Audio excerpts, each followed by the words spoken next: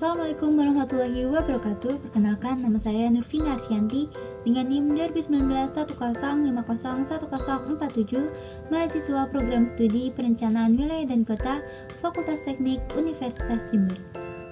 Di sini saya akan menyampaikan video mengenai georeference atau yang biasa disebut dengan ratifikasi peta. Video ini dibuat untuk memenuhi tugas mata kuliah Komputasi Perencanaan dengan dosen pengampu Bapak Rendra Suprobo Aji STMT. Proses ratifikasi atau georeference biasanya dilakukan ketika kita memperoleh data dalam bentuk raster namun ingin mengolahnya melalui pemrosesan GIS. Nah, apa itu georeference? Georeference merupakan proses memberi referensi spasial tertentu pada objek berupa raster atau image yang belum mempunyai acuan sistem koordinat. Dalam proses ini diperlukan titik kontrol yaitu titik ikat dan diketahui nilai koordinatnya. Untuk mengukur tingkat keakuratan dari proses georeferensi yaitu RMS error. RMS error atau root mean square error merupakan nilai yang dipresentasikan oleh selisih antara koordinat titik kontrol hasil transformasi dengan koordinat titik kontrol.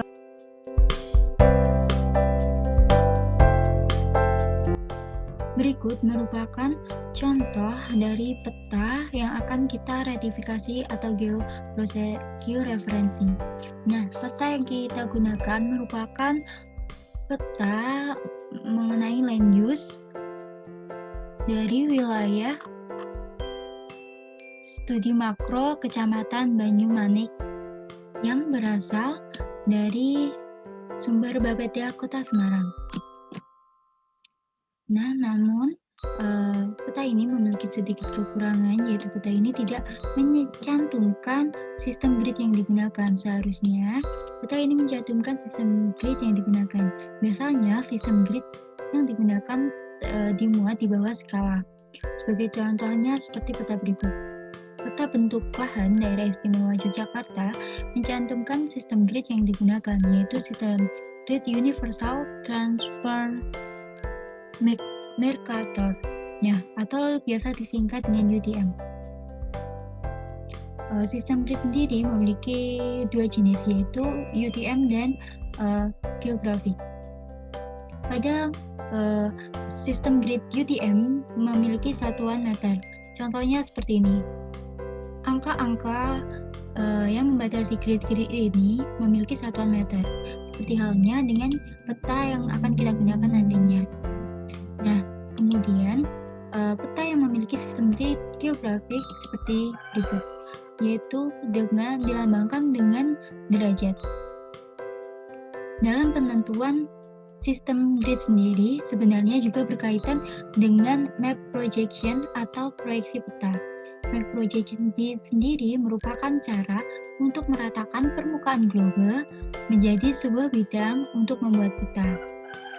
Jenis dari bidang proyeksi yang digunakan dalam map projection terbagi menjadi tiga, yaitu proyeksi menggunakan bidang datar, kedua proyeksi menggunakan kerucut, dan ketiga proyeksi menggunakan silinder.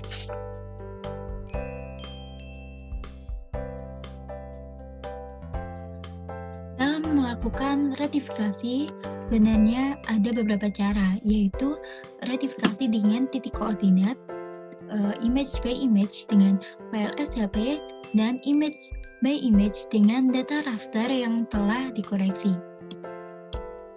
Kita mulai dengan sebagai awal kita remove saja yang ini agar teman-teman yang mungkin belum tahu gimana cara menghasilkannya bisa tahu. Kita pergi ke katalog, kita pilih di mana file JPG kita simpan, kemudian kita drag. Ini notifikasinya di oke saja. Pada table of content bisa kita lihat ada nama contoh language.jpg. Nah, JPG ini merupakan format dari file yang kita masukkan. Sementara RGB yaitu warna yang dimuat dalam yaitu menggunakan sistem RGB. Bagi contohnya, misal pada titik ini kita klik identify, klik ini kita klik, maka akan muncul identifikasi mengenai daerah yang kita klik. Nah, ini RGB-nya, dia memuat RGB dengan matriks red 255, green 255, dan blue 1, sehingga membentuk warna kuning.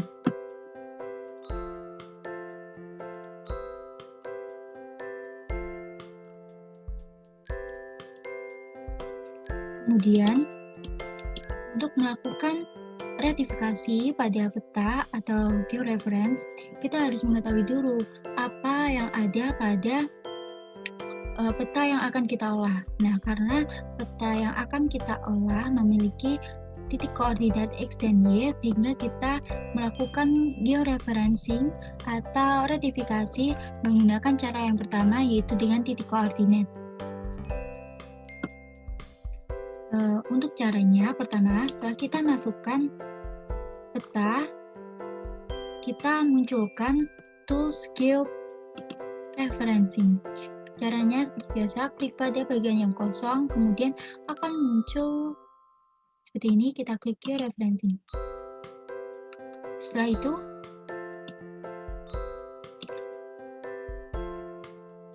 pastikan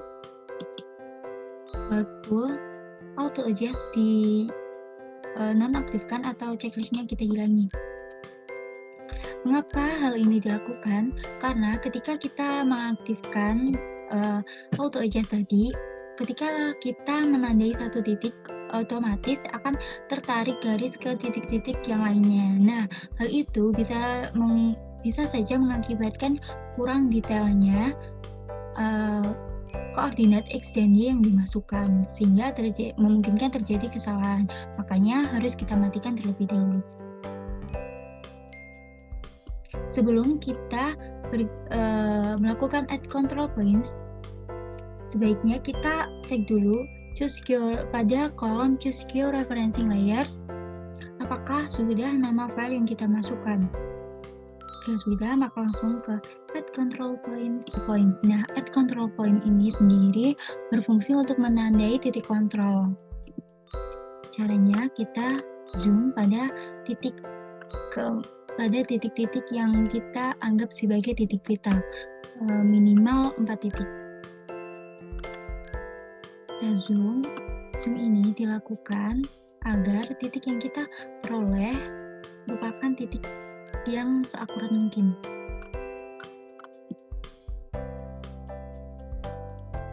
Kemudian jika sudah, maka klik kanan. Nah, akan muncul angka 1 berwarna hijau. Nah, itu menandakan bahwa ini titik kontrol yang pertama. Setelah selesai, kita perkecil.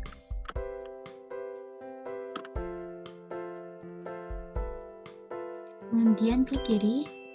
Kemudian klik input X and Y. Nah, kita masukkan angka-angka X dan Y. X sendiri itu sumbu koordinat yang horizontal, yaitu 44,00,00. Kemudian Y kita isi dengan yang vertikal, yaitu 9,2,2,4,0,0. Oke. Kemudian lakukan di titik-titik yang lain, misal di pojok bawah. Kemudian kita zoom titik yang kedua, misal di bawahnya. Nah, ini kita klik kiri, kemudian kita kecilkan agar mempermudahkan kita dalam mengetahui angka-angka pada koordinatnya. Kemudian jika sudah terlihat, maka klik kanan, input X dan Y. Kita isi X dengan 44,00,00 dan Y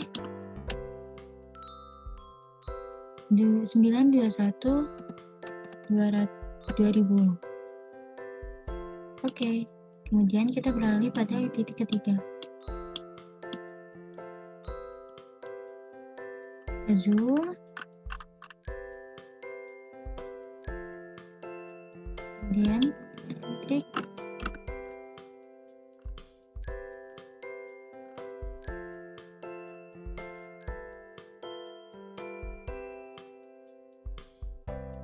Di kanan input X and Y, X-nya kita isi 426000 dan Y kita isi 9212000. Oke, kita ke titik keempat yang berada di pojok atas, kemudian kita zoom.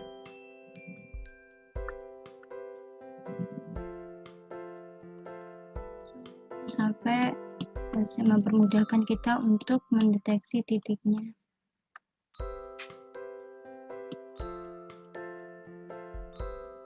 Jika sudah, klik kanan, kemudian diperkecil, klik kiri, kemudian diperkecil.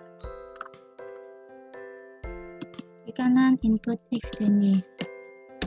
Pada X kita isi 426000 dan pada Y kita isi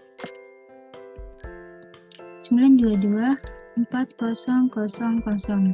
Oke. Nah, setelah selesai, maka secara otomatis tanda plus-plus yang berwarna hijau tadi akan berubah menjadi berwarna merah. Nah, setelah selesai, kita untuk mengeceknya apakah sudah benar-benar tersimpan, maka kita pergi pada view link tabel. Nah, akan memuat seperti ini. Oke, tersimpan. Kemudian kita nyalakan auto adjust pada yang pada awalnya kita matikan tadi.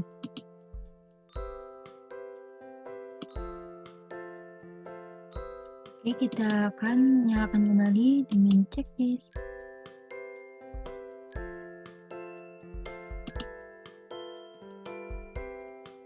Oke, setelah selesai, kita buka view link table. Nah, kita juga pilih transformation first order polynomial.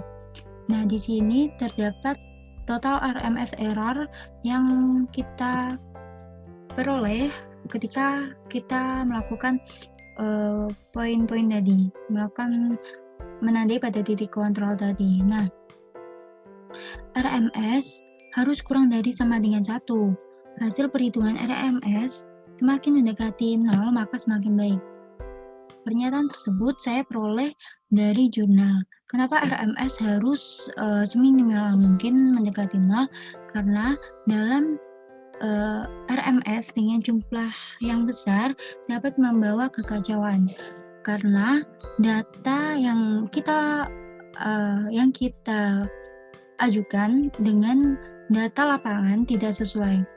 Misalnya seperti ini, ketika kita melakukan pembuatan rencana kawasan industri. Nah, namun karena RMS kita besar, sehingga perencanaan kawasan tersebut sedikit melenceng ketika akan diterapkan pada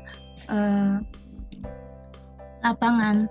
Nah, itu yang membuat kekacauan dan kurang akuratnya peta yang kita buat.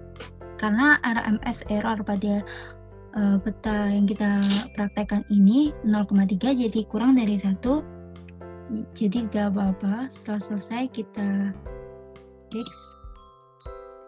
Nah, karena RMS sudah seminimal mungkin, langkah selanjutnya kita dapat melakukan penyimpanan peta dan juga file JPG kita dengan mengklik pada update georeferencing. Kemudian pada rectify kita hanya menyimpan titik-titik koordinatnya tadi saja. Oke, kita klik pada update georeferencing. Nah, setelah selesai, untuk meyakinkan kita apakah benar titik koordinat yang kita simpan tadi sudah benar-benar disimpan, maka kita ubah